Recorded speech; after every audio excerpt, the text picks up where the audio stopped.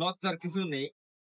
আমি যতগুলো নতুন প্রবাসী দেখেছি, নতুন লোক আমার কাছে আসে, অনেকেই সেফটি হার্নেস করতে জানে না। কিন্তু ওনাদেরকে সেফটি হার্নেস করা শিখে।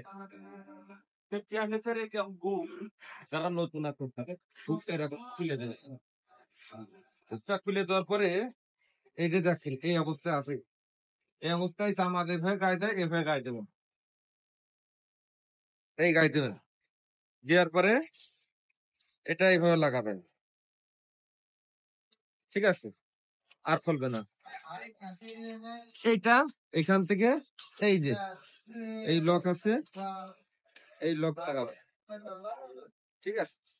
এই পাশে আরেকটা আছে, এখান থেকে এই লাগাবেন, এই যে এই লাগাবেন। এটা হচ্ছে সেফটি হার্নেসের আমার মানে বেল্টটা পরা হয়ে গেল। তারপরে এইটা যদি এরকম ইড়ে দেন তাহলে অনেকে বেঁধে পড়ে দেয়, পায়টায় জড়িয়ে বেঁধে পড়ে দেয়, বড় ধরনের দুর্ঘটনা। এইটা এরকম করে পড়বেন, এটা এই পড়বেন। এই দেখেন এই জায়গায় চাপ দিয়ে এই জায়গায় চাপ দিতে হয়, এই জায়গায় চাপ দিয়ে এই জায়গায় এটা চাপ দিয়ে এটা চাপ দিলে আপনার এই লক খুলে, তাছাড়া কিন্তু এভাবে চাপ নিয়ে খুলবে না। এই যে এই জায়গা এই হাত দুটো,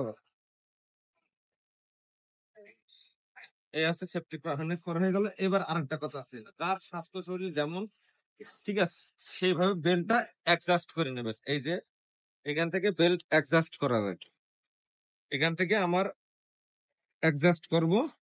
আমি ধরেন মোটা মানুষ, তাই আমার লাগবে না, যারা জ্ঞানা পাতলা তাদের বেল্ট টাইট করে নেবেন। নাইতে আপনার যদি কোনো দুর্ঘটনা হয়ও, আপনি বেল্ট যদি ফাঁকা থাকে তাহলে আপনি বেরিয়ে পড়ে যাবেন, তাহলে আপনার কোনো সুবিধা হবে না। তো আশা করি বুঝতে পারছেন কিভাবে সেফটি হার্নেস করে। যদি আপনি নতুন প্রবাসী হয়ে থাকেন তাহলে অবশ্যই ভিডিওটা লাইক করবেন এবং কমেন্ট করবেন। এই আর কি।